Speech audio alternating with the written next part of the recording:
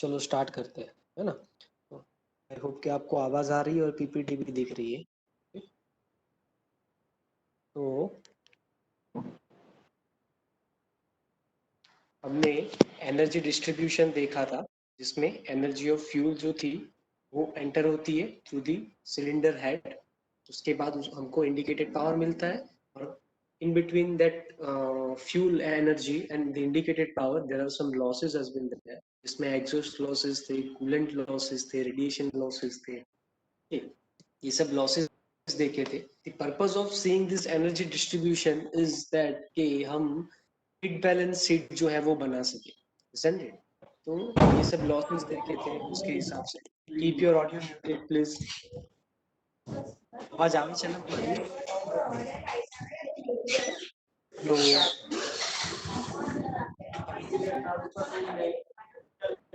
अवाज નથી આવતો મારો।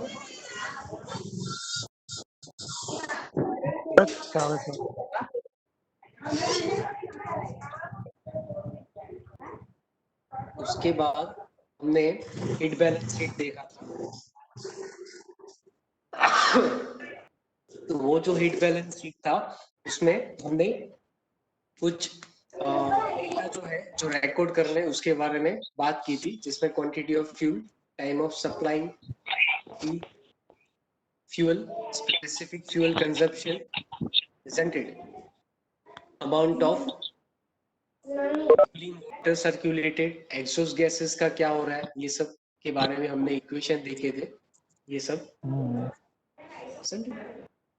तो उसके ऊपर से हम न्यूमेरिकल सॉल्व करेंगे, लेकिन उससे पहले कुछ एक दो टॉपिक है जो इम्पोर्टेंट है, वो मैं ले लेता हूँ अभी। जैसे कि वॉल्यूमेट्रिक एफिशिएंसी। वॉल्यूमेट्रिक एफिशिएंसी क्या है ultimately? So it is a ratio of mass of air induced into the engine cylinder during the suction stroke, isn't it, to the mass of air corresponding to the swept volume। अभी ये definition ये बता रहा है कि it is a ratio of mass of the air. Okay, मतलब कि जो एयर जो है उसका मास इन हो रहा है ड्यूरिंग द सक्शन स्ट्रोक, वो उसके डिवाइडेड बाय आपका स्वेप्ट वॉल्यूम जो है, जहां पे आपका पिस्टन पिस्टन जो है वो मूव करता है सिलेंडर के पर्टिकुलर वॉल्यूम में, उसका जो डिवीजन है उसको बोलते हैं वॉल्यूमेट्रिक एफिशिएंसी, isn't it? मतलब कि सक्शन स्ट्रोक के अंदर आपका जो एयर इन होगा और स्वेप्ट वॉल्यूम में जो टोटल वॉल्यूम रहेगा, वो अभी वॉल्यूम जो रहता है स्वेप्ट वॉल्यूम, वो उसमें पूरी तरह से आपका एयर अंदर नहीं आ पाता है, isn't it? क्योंकि वो वॉल्यूम ज्यादा रहता है, और जब ड्यूरिंग द सक्शन स्ट्रोक आपका एयर और फ्यूल का मिक्सचर इन होता है, तब जो एयर आती है वो स्वेप्ट वॉल्यूम से कम आती है, isn't it? क्योंकि उस टाइम आपका एग्जॉस्ट स्ट्रोक भी खुला है तो फॉर अ पर्टिकुलर टाइम, तो पूरे जो जितनी एयर आनी चाहिए स्वेप्ट वॉल्यूम के अंदर उतनी नहीं आती है, उससे थोड़ी कम आती है। that is the reason they have put here the term volumetric efficiency in terms of the suction stroke and the swept volume। okay, so उसको ऐसे भी डिफाइन किया जा सकता है कि it is a ratio of actual volume, actually कितनी आपकी एयर जो है वो अंदर आएगी, तो वो सक्शन स्ट्रोक में जितनी आती है उतनी, divided by the swept volume of the piston. Piston का जो स्वेप्ट वॉल्यूम है उसका जो वॉल्यूम होगा उसके जितना, isn't it? So it is a ratio of actual volume divided by swept volume। okay, so actual volume of air drawn, which is considered as a meter cube per minute, divided by swept volume, which is considered also as a meter cube per minute, isn't it? So we can take it as a volume flow rate, जो आप third semester में पढ़े थे ना, discharge और volume flow rate, उसके term में हमने लिया है वॉल्यूमेट्रिक एफिशिएंसी। आई होप कि आपको समझ में आ गया। कुछ भी समझ नहीं आया तो मुझे बताना। उसका इक्वेशन जो है वो हम अभी फाइंड करते हैं कि अल्टीमेटली आपका जो वॉल्यूमेट्रिक एफिशिएंसी है फॉर द सक्शन स्ट्रोक और फॉर द स्वेप्ट वॉल्यूम वो क्या आएगा, isn't it? तो यहाँ पे आप देख रहे हो मैंने स्वेप्ट वॉल्यूम जो है उसका इक्वेशन लिखा है, जो आपको पहले भी मैंने बताया था स्वेप्ट वॉल्यूम जो होता है वो एरिया इनटू लेंथ होता है, isn't it? और ये लेंथ क्या होती है, स्ट्रोक लेंथ होती है, और एरिया जो होता है वो पिस्टन का होता है जो सिलेंडर में मूव करता है या फिर रेसिप्रोकेट करता है, isn't it? तो उसका एरिया हम लेते हैं पाई by 4 D square, that dp is the diameter of the piston. Okay, so that is why they have written the p as a suffix. So pi by 4 dp square multiply by length. Okay, metre cube per cycle, मतलब कि एक cycle में उसका इतना volume होगा. अभी हमको वही मीटर क्यूब पर मिनट में चाहिए, isn't it? तो एक मिनट में कितनी साइकिल जो है वो पिस्टन जो है वो या फिर आपका इंजन जो है वो घूम रहा है उसके हिसाब से. तो सपोज वो n साइकिल घूम रहा है, isn't it? एक मिनट में. That is why we have multiply the n to consider the stroke volume in terms of meter cube per minute rather than per cycle. Okay, पर cycle में तो आपका 1 आएगा यहाँ पे, isn't it? लेकिन यहाँ पे n लिखा क्योंकि हमने वो जो फाइंड किया है वो मिनट में किया है. Okay, so pi by 4 dp square into L into N for metre cube per minute. अभी n जो है अगर 2 स्ट्रोक है तो हम n लेते हैं जैसे हमने पहले बात की थी, और n by 2 लेते हैं for the 4 stroke, isn't it? और यहाँ पे जैसे पहले डेफिनेशन मैंने बताई थी, यहाँ पे वॉल्यूमेट्रिक एफिशिएंसी की बहुत सारी डेफिनेशन है, आप अलग अलग बुक्स में देखोगे या इवन आपकी बुक्स में देखोगे, isn't it? मैंने थोड़ा सिंपल तरीके से 3 डेफिनेशन यहाँ पे दी है, और ये तीसरी डेफिनेशन में बता रहा हूँ that it is a ratio of actual mass of charge. Charge means आपका air fuel mixture. Okay, charge drawn into the theoretical mass of charge drawn in. Okay, मतलब ये वही टर्म में बताया गया है आपको जैसे मैंने पहले डेफिनेशन में बोला था. वो आप एयर की जगह पे चार्ज वर्ड यूज कर सकते हो, लेकिन वहां पे फ्यूल भी ऐड होता है यहाँ पे, isn't it? और यहाँ पे थ्योरेटिकल मास हो गया, मतलब कि आपका जो स्वेप्ट वॉल्यूम है यहाँ पे ये वाला पिस्टन का, उसके हिसाब से मैंने बोला. Okay, so ultimately volumetric efficiency is also equal to actual mass divided by theoretical mass, isn't it? और वो जो वॉल्यूमेट्रिक एफिशिएंसी होती है वो एसआई इंजन के लिए नियरली अबाउट 80 to 85% होती है, और सीआई इंजन के लिए 85 to 90% होती है. और बहुत ही सिंपल तरीके में आपको एक्सप्लेन करूँ वॉल्यूमेट्रिक एफिशिएंसी के बारे में, तो ये है कि आप उसकी वो ब्रीथिंग कैपेसिटी बताता है. वॉल्यूमेट्रिक एफिशिएंसी जो है वो इंजन की ब्रीथिंग कैपेसिटी बताता है. मतलब कि सपोज हमारा ह्यूमन बॉडी है, उसमें ब्रीथिंग कैपेसिटी कैसे हम मेजर करेंगे कि हम कितनी एयर अंदर ले पा रहे हैं, isn't it? और हम कितनी एयर ले सकते हैं as a common human being जो हमको लेनी चाहिए according to the research. Okay, तो सपोज हम 5 मीटर क्यूब पर मिनट जो है उतनी हमको एक जनरल ह्यूमन बीइंग कंज्यूम करता है एयर. ओके, और दी रेसिप्रो हम रेस्पिरेटरी प्रोसेस के लिए, मतलब श्वासोश्वास की क्रिया के लिए सपोज इतनी थ्योरेटिकली इतना एक रिसर्च के अकॉर्डिंग सपोज बोल रहा हूँ, मुझे पता नहीं है, तो इतनी वो लेता है ब्रीदिंग. लेकिन हमारा बॉडी पर्टिकुलरली मेरा बॉडी है सपोज, तो वो 3 ले रहा है, isn't it? वो 3 मीटर क्यूब ब्रीथ मतलब एयर जो है वो अंदर ले रहा है, isn't it? मेरे बॉडी के अंदर. तो उसकी वॉल्यूमेट्रिक एफिशिएंसी क्या आएगी, 3 divided by 5 multiply by 100, isn't it? क्योंकि हमको परसेंटेज में चाहिए. तो ये हो गई बात वॉल्यूमेट्रिक एफिशिएंसी के बारे में इन terms of the breathing capacity, isn't it? आपको ये क्वेश्चन आता भी है कई बार एमसीक्यू में कि ब्रीदिंग कैपेसिटी कौन सी एफिशिएंसी बताता है, mechanical efficiency, volumetric efficiency, okay, thermal efficiency.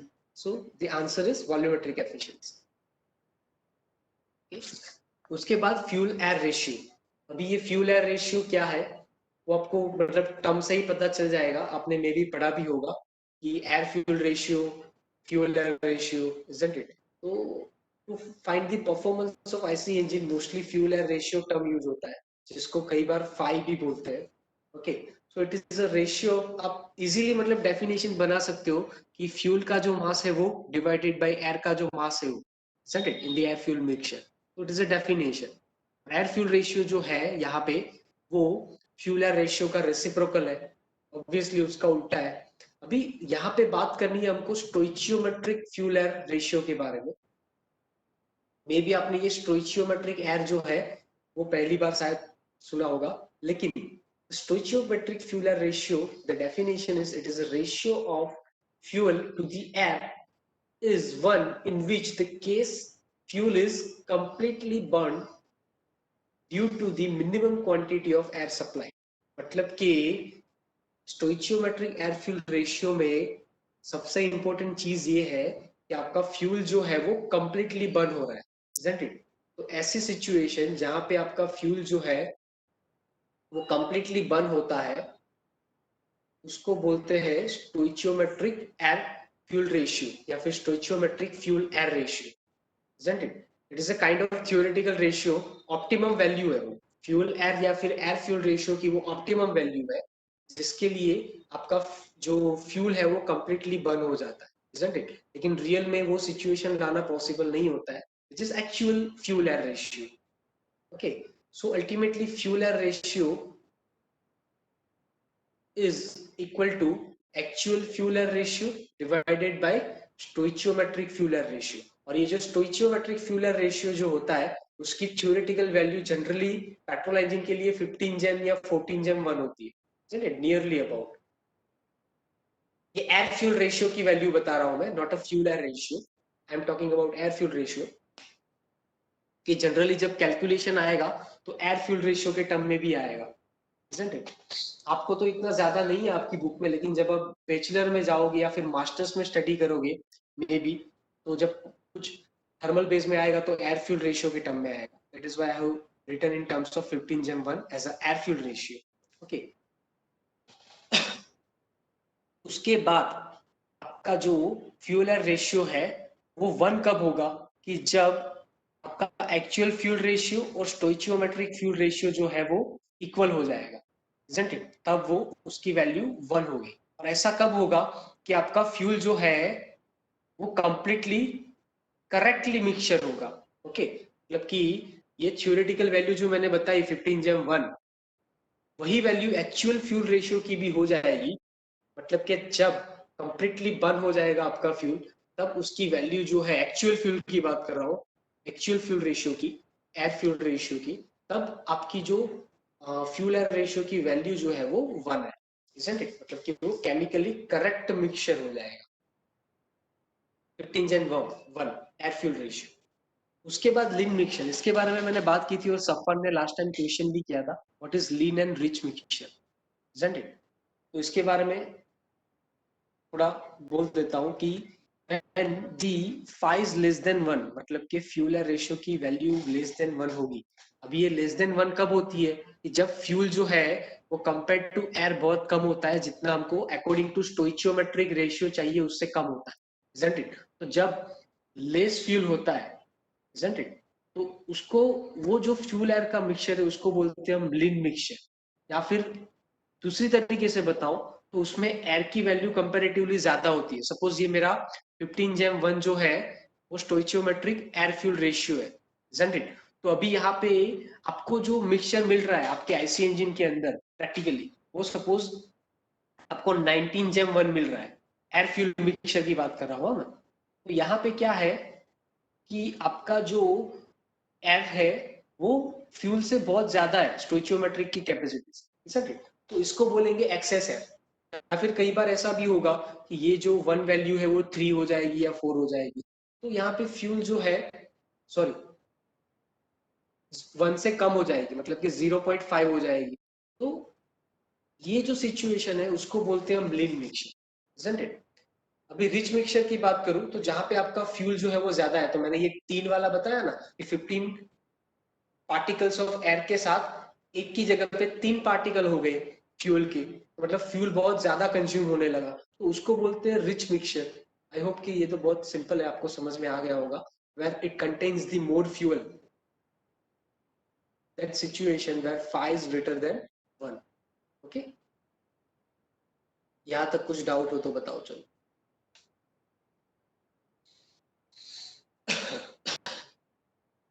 I am waiting for a 30 seconds, उसके बाद मैं आगे बढ़ू। डाउट हो तो बताओ। वॉल्यूमेट्रिक एफिशिएंसी और फ्यूल एयर रेशियो के बारे में आपकी बुक में maybe air fuel ratio दिया होगा, आपकी बुक पे बहुत अच्छे से दिया ही नहीं है एक्चुअली।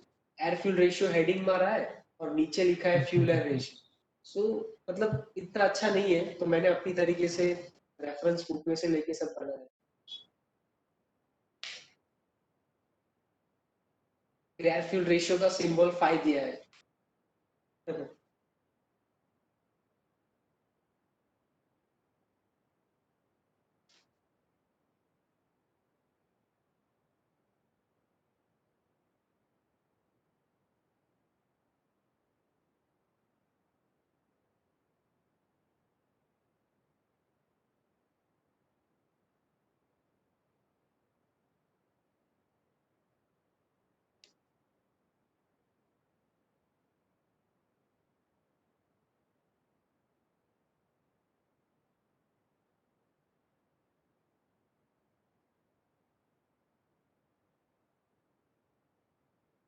चलो मैं आगे बढ़ता हूँ।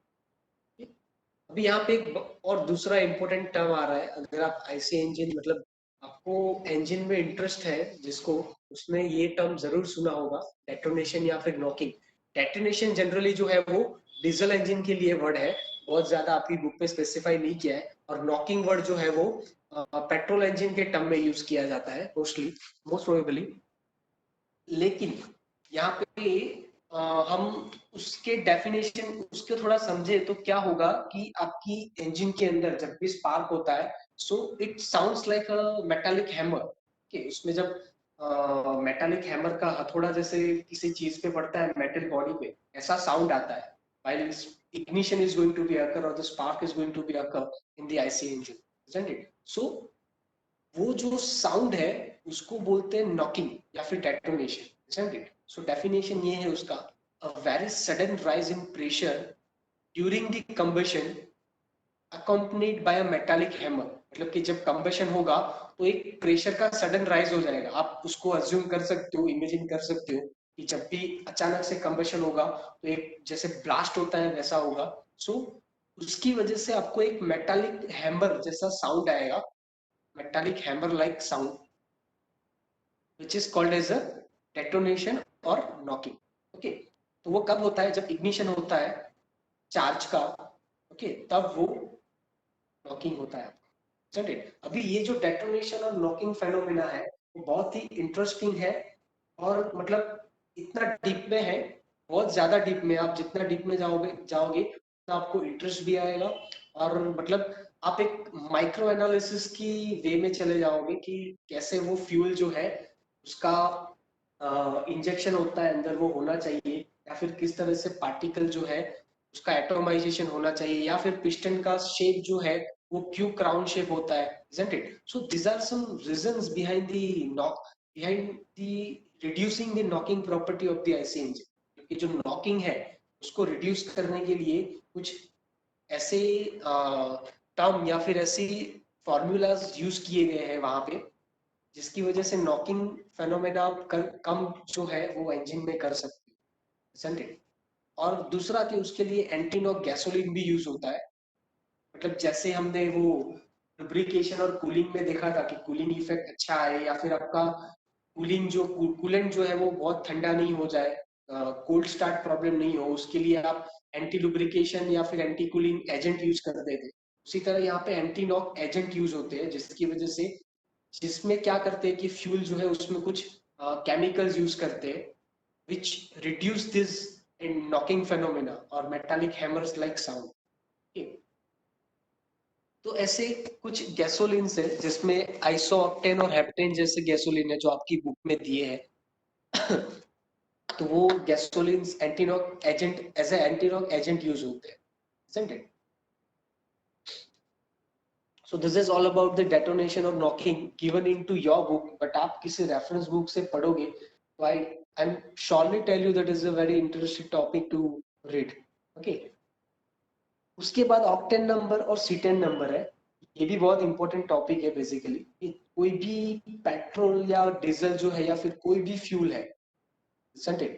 वो उसका मैन्युफैक्चरिंग किस हिसाब से करना है जिसकी वजह से वो जो फ्यूल है वो इजीली बर्न हो सके और मैक्सिमम एफिशिएंसी दे सके, उसकी जो पूरी स्टडी है वो ये ऑक्टेन और सीटेन नंबर में आती है। और थोड़ा और स्पेसिफिकली बताओ तो जब पेट्रोल को डिफाइन किया जाता है, पेट्रोल इंजन की बात करूं तो पेट्रोल जो फ्यूल है उसको, उसके लिए एक नंबर होता है जिसको बोलते हैं octane number. I don't think कि आपकी बुक में बहुत अच्छे से दिया हुआ है, तो मैं यहाँ पे बेसिकली बता दे रहा हूँ आपको। जो पेट्रोल के लिए यूज होता है वो है ऑक्टेन नंबर, और डीजल के लिए जो भी यूज होता है उसको बोलते हैं हम C10 number, isn't it? There are some liquid called as a polyolefin or something.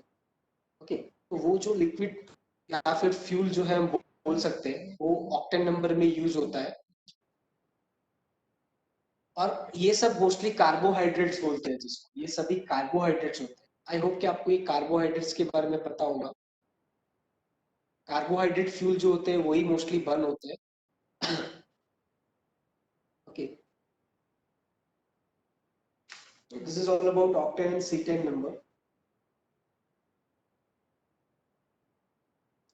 तो इसमें बहुत सारी प्रॉपर्टीज और फिनोमेना आते हैं ये दोनों नंबर में, कि भाई किस तरह से आपकी इंजन की एफिशिएंसी बढ़ाऊं। अभी एफिशिएंसी बढ़ाने के लिए आपको क्या क्या फैक्टर्स है जो कंसिडर करने पड़ेंगे, जो सीधा फ्यूल पे अफेक्ट करते हैं कि कैसा फ्यूल होना चाहिए मेरा, isn't it? जिसकी वजह से मेरी एफिशिएंसी जो है वो थोड़ी इंप्रूव हो सके, नॉकिंग प्रॉपर्टी कम हो, नॉकिंग फेनोमेना है वो कम हो जाए, isn't it? मेरा जो इंजन की स्पीड है वो एक वो फ्यूल की वजह से पर्टिकुलरली एक आइडियल स्पीड रहे, isn't it? तो ये सब जो चीजें हैं, आरपीएम है, वो सब ऑक्टेन और सीटेन नंबर पे है, isn't it? फाइन। तो यहाँ पे थ्योरेटिकल सेक्शन जो है वो आपका कंप्लीटली एंड होता है। एक थ्योरी जो है टेस्टिंग ऑफ आईसी इंजन, उसके बारे में मैंने नहीं बताया, वो जब मैं प्रैक्टिकल की बात करूंगा, प्रैक्टिकल सेशन देखेंगे तभी मैं आपको बता दूंगा, isn't it? मैंने आपको एक लिंक भी भेजी थी प्रैक्टिकल के लिए, आईआईटी खड़गपुर से ऑनलाइन प्रैक्टिकल्स होते हैं, जिसको वर्चुअल टेक्निक्स बोलते हैं। उसकी एक लिंक भेजी थी, वहां पे आप डिफरेंट प्रैक्टिकल्स जो है वो देख सकते हो। और आपके पास ये भी नहीं है इन केस, तो यूट्यूब तो है, यूट्यूब के आपको सब प्रैक्टिकल्स मिल जाएंगे, जिसकी लिंक भी मैं आपको भेजूंगा, प्रेजेंटेड। और जब मे भी सेशन हमारा स्टार्ट होगा ऑफलाइन सेशन, तब हम प्रैक्टिकल करके भी देखेंगे। तो आपका फर्स्ट चैप्टर जो है वो यहाँ पे कंप्लीट होता है। Only numericals has been remained, okay, सिर्फ न्यूमेरिकल बाकी है, isn't it? तो न्यूमेरिकल जो है वो हम आज स्टार्ट करते हैं। तो थ्योरी में कोई भी डाउट हो तो मुझे बता दो, या फिर जब भी आप पढ़ोगे तब भी मुझे बताना, we will solve it together.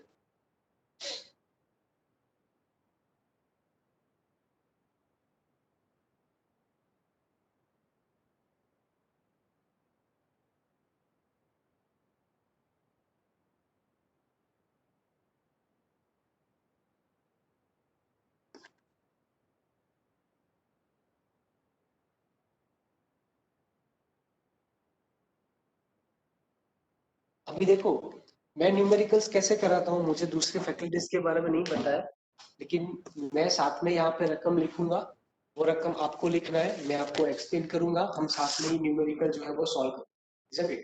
या जितना टाइम है, मे भी 10-15 मिनट है हमारे पास, तो देखते हैं कितना सॉल्व होता है। So we are going to start with the first numerical. मेरे साथ आपको रकम भी लिखना है, जहाँ पे डाउट है वहां बताना भी है, सब साथ में करेंगे। नोट पेन ले लो, 1-2 मिनट दे रहा हूं मैं आपको, नोट पेन कैलकुलेटर सब ले लो।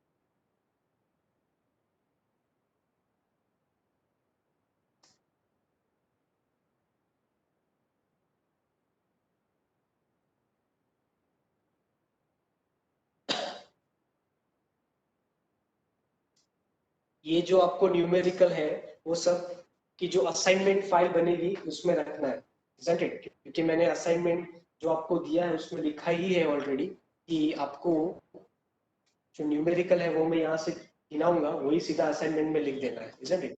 आप अभी नहीं करोगे तो बाद में करना पड़ेगा, ऐसा होगा। तो बेटर है कि आप अभी कर लो मेरे साथ, तो आपको घर पे एक्स्ट्रा मेहनत नहीं करनी पड़ेगी।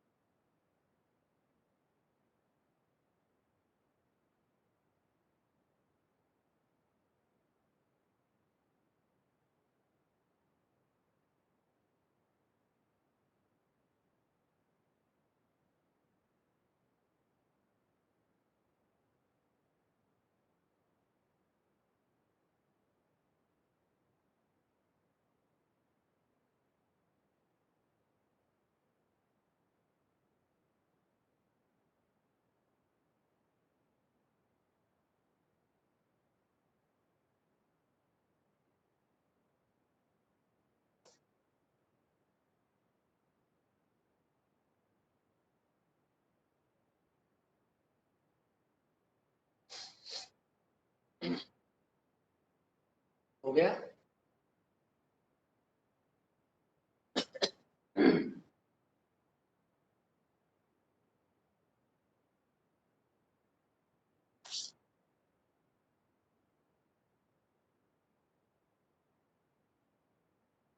रकम लिख दिया आप लोगों ने? हेलो?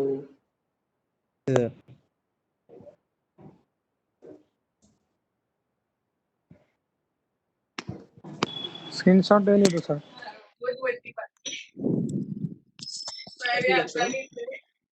कथी लखिले बुक में? લાઇનેજ બેસવાનું ભાઈ, લાઇનેજ બેસો તો સારું ને સही। हाँ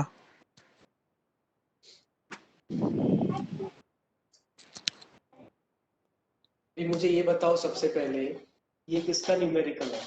एक तो ये परफॉर्मेंस टेस्ट का है, isn't it? तो क्या फाइंड करना है, उससे पता चलेगा कि ये जो न्यूमेरिकल है वो किसका है।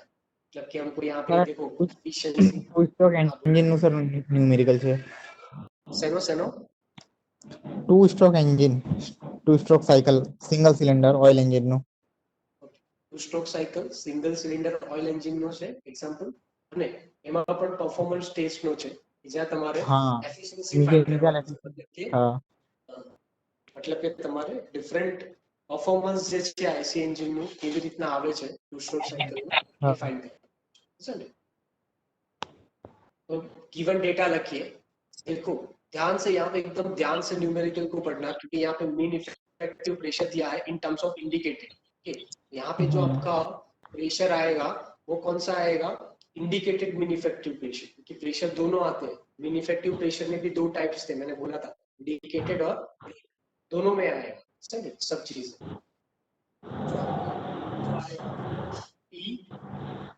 इंडिकेटेड मीन आएगा समझे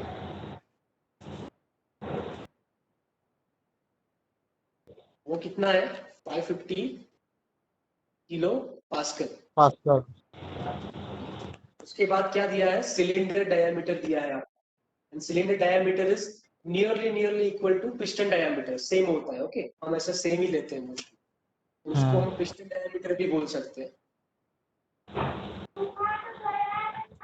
एक થી 2 mm નું સર ગેપ હોય બંને વચ્ચે 1 mm વધારામાં વધારે 1-2 ડાયમીટર વધારે નહીં હા હવે તમારા માટે મે બી બોરિંગ લાગશે તમને બરોબર થોડો સાથ તો આપવો જ પડશે કે ઓપ્શન નથી કારણ કે આ બધા ન્યુમેરિકલ પૂછાય જ છે 40% ન્યુમેરિકલ આવશે piston stroke means L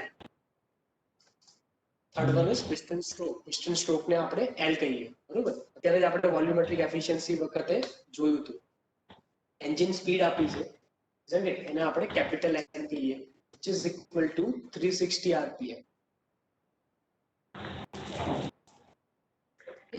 उसके बाद क्या दिया है ब्रेक टॉर्क मतलब कि टॉर्क दिया है ब्रेक टॉर्क दिया है उसको हम टीवी बोल सकते हैं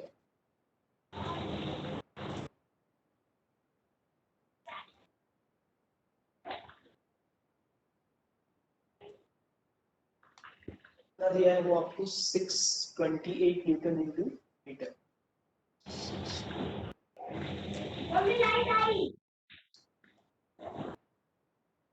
एमएफ दिया है आपको दूसरा जिसको बोलते हैं fuel consumption specific fuel consumption SFCB बोल सकते हैं उसको मास ऑफ फ्यूल आपकी बुक में यहाँ पे एमएफ लिखा है तो उस हिसाब से कितना है वो है आपका 8.6 kg पर आवर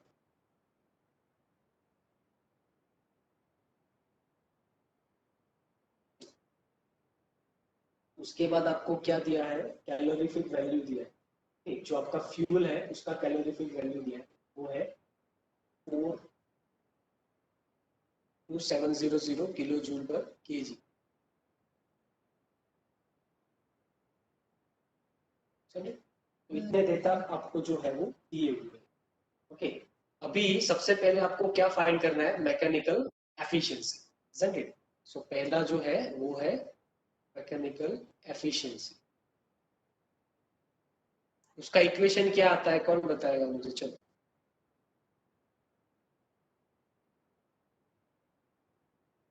उसका इक्वेशन क्या आता है मैकेनिकल एफिशिएंसी भूल गए होंगे ना उसका सिंबल पता है कि वो भी भूल गए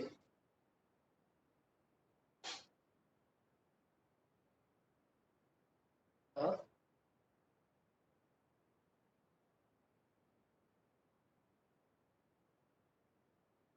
क्या आता है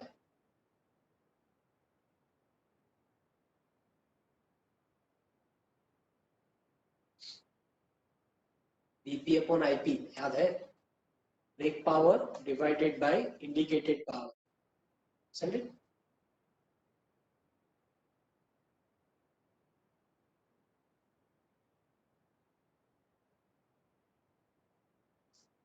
ब्रेक पावर है आपके पास आई थिंक ये ब्रेक पावर नहीं है आपके पास मैं क्या बोल रहा हूँ आपको समझ में आ रहा है मैकेनिकल एफिशिएंसी फाइंड कर रहा है हमको और उसका इक्वेशन क्या है brake power divided by indicated power isn't it okay तो अभी आपको ब्रेक पावर और इंडिकेटेड पावर जो है वो रकम में दिया है कि नहीं दिया है वो देखना है यहाँ पे आपको रकम में ब्रेक पावर भी नहीं दिया है और इंडिकेटेड पावर भी नहीं दिया है, isn't it? लेकिन ब्रेक पावर का इक्वेशन क्या आता है वो आपको पता है, और इंडिकेटेड पावर का इक्वेशन क्या आता है वो भी आपको पता है। ब्रेक पावर का इक्वेशन आता है 2π डिवाइडेड बाय 60, isn't it? तो आपको टॉर्क और 2π ओके, एन मीन्स आपका आरपीएम और टी मीन्स टॉर्क, तो आरपीएम और टॉर्क जो है वो यहाँ पे दिए हुए हैं। ओके, तो यहाँ से हम फाइंड कर सकते हैं ब्रेक पावर, और इंडिकेटेड पावर का इक्वेशन क्या आता है, plan divided by 60। Okay, plan divided by 60, plan means P, मतलब प्लान मीन्स PLAN, जिसमें P जो है वो आपका प्रेशर है for indicated mean effective pressure, isn't it? वो आपको यहाँ पे दिया हुआ है ऑलरेडी, समझ रहे हो? स्ट्रोक लेंथ दिया हुआ है, A मीन्स एरिया, जहाँ पे आपको डायमीटर दिया है तो डायमीटर से आपको एरिया मिल जाएगा, और एन मीन्स आरपीएम वो आपको दिए। तो आपको सबसे पहले बीपी और आईपी फाइंड करना पड़ेगा, फिर आपको मिलेगा मैकेनिकल एफिशिएंसी। समझ रहे हो मैं क्या बोल रहा हूँ? तुफैल, आशीष, सफान, दुर्गेश, समझ में आ गया मैकेनिकल एफिशिएंसी कैसे फाइंड करेंगे हम? हाँ सर। यस। ओके, सबसे पहले हम फाइंड करेंगे यहाँ पे ब्रेक पावर। ब्रेक पावर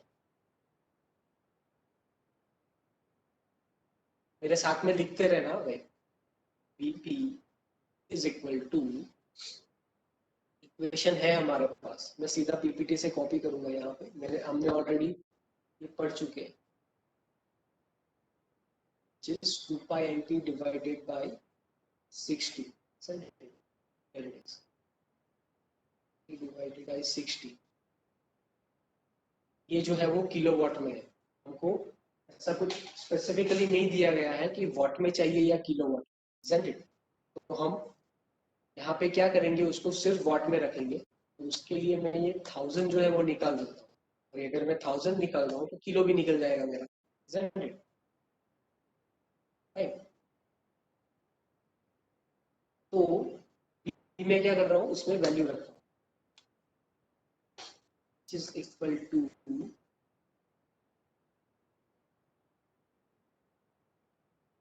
2π तो सेम रहेगा, एन की जगह पे क्या आएगा, एन कितना है हमारा 360 था, isn't it? एन जो था हमारा यहाँ पे देख रहे हो आप तो 360 था, स्क्रीनशॉट ले लिया है आपने, isn't it? 360, और टॉर्क जो था वो कितना था हमारा, देखो स्क्रीनशॉट में, टॉर्क जो था वो कितना था, बोलो बताओ, टॉर्क कितना था?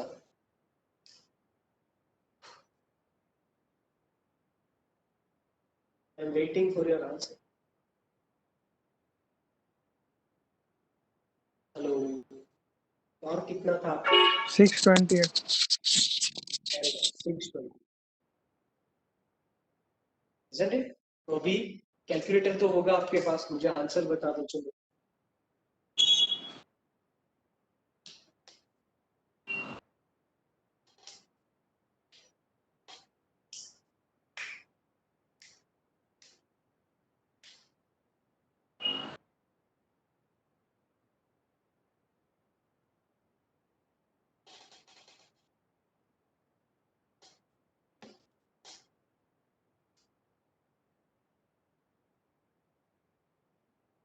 कितना आ रहा है आपका आंसर?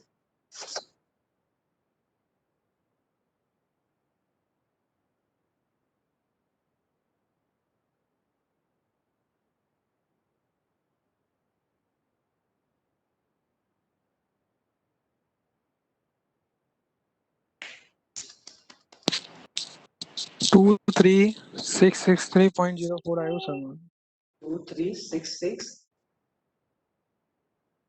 3.04 3.04 3.04 બરોબર છે. 4 આ બરોબર છે. આ આપણને મળ્યું વોટમાં, બરોબર. આપણે આને કિલોવોટમાં કન્વર્ટ કરી દઈએ, તમે ઇક્વેશન મૂકે ને કોપી કરી તો પણ બરોબર. કિલોવોટમાં કન્વર્ટ કરશો તો શું થશે, આ જે પોઈન્ટ છે 3 વખત લેફ્ટ સાઈડ જશે એટલે 23.663 આવશે, સમજો છો? અને અહીંયા થઈ જશે તમારું કિલોવોટ. ક્લિયર? તો આ તમારો બ્રેક પાવર મળી ગયો. ઓકે, હવે એના પછી ઇન્ડિકેટેડ પાવર. ઇન્ડિકેટેડ પાવર કેવી રીતના મેળવશો? તમારી પાસે ઇક્વેશન છે, બરોબર? ઇક્વેશન શું છે?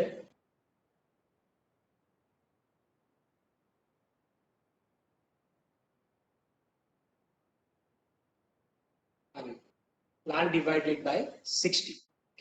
હું એને વોટમાં જ લઉં છું ફરી વખત, પછી આપણે એને કિલોવોટમાં કન્વર્ટ કરી દઈશું.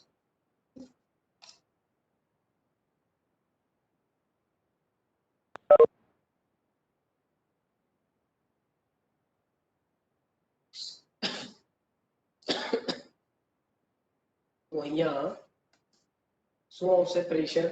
ઓલરેડી તમને આપ્યું જ છે, જુઓ 550 કિલોવોટ આપ્યું છે, સોરી કિલો પાસ્કલ આપ્યું છે, isn't it? બટ એ જે કિલો પાસ્કલ જે છે એને તમારે ન્યૂટન પર મીટર સ્ક્વેર એટલે કે પાસ્કલમાં ફેરવવું પડશે, isn't it?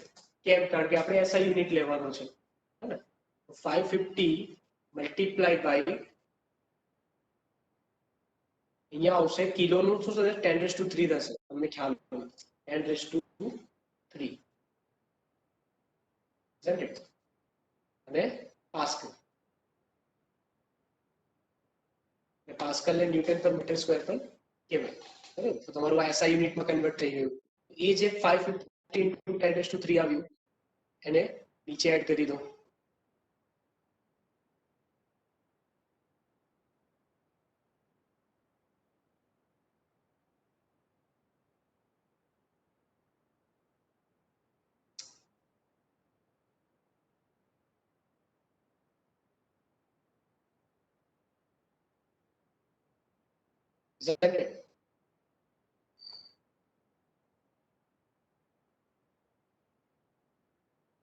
उसके बाद आपका जो लेंथ है वो लेंथ ऑलरेडी दिया हुआ है विच इज इन सेंटीमीटर, तो उसको भी मीटर में कन्वर्ट करो, क्योंकि आपका जो ऐसा यूनिट है लेंथ का वो आएगा 28 मीटर के 0.28 आएगा ना. 0.28 બે તો મિનિટમાં છે ને લેક્ચર એન્ડ થઈ જશે, બરોબર? હા. તો મને ખાલી એકવાર કહી દો કે ન્યુમેરિકલમાં જે આ મેથડથી હું જઈ રહ્યો છું વિથ ધીસ ઓનલાઈન મીટિંગ, બરોબર છે કે કંઈક બીજું કરવું છે એ મને કહી દો. બરાબર છે સર. તમને કોઈ બીજી ફેકલ્ટી જે રીતના કરાવતી હોય નોટ પેનથી એવું કરાવવું હોય તો એ રીતે બોલો. કઈ વાંધો નહીં, જે હોય તે મને મેસેજ કરી દેજો, અને અત્યારે કેવું હોય તો અત્યારે સારું. ઠીક લાગે એમ કરાવીશું. તો એ લેન્થ મળી ગઈ આપણને 0.28. 0.28.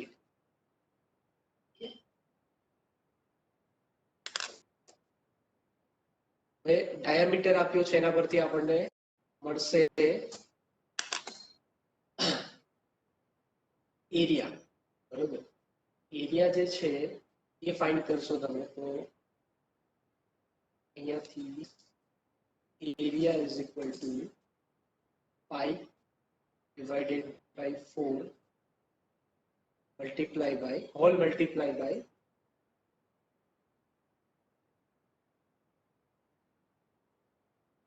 d square, is dp square.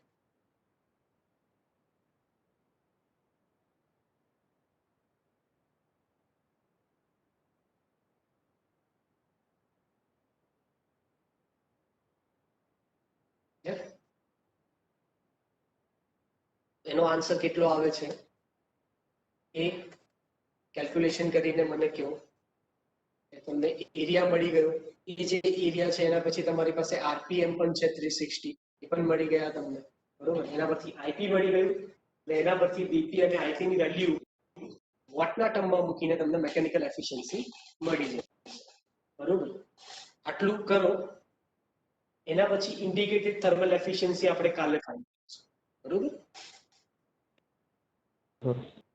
મને એરિયા કહો, ચાલો જ્યાં સુધી થાય ત્યાં સુધી કરીએ આપણે, પછી લેક્ચર એન્ડ થઈ જશે.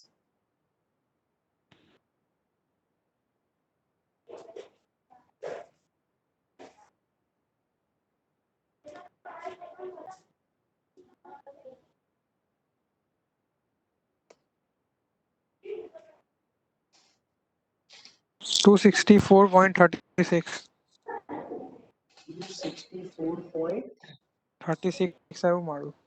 હા તો સેન્ટીમીટર સ્ક્વેરમાં આવશે ને પાછું.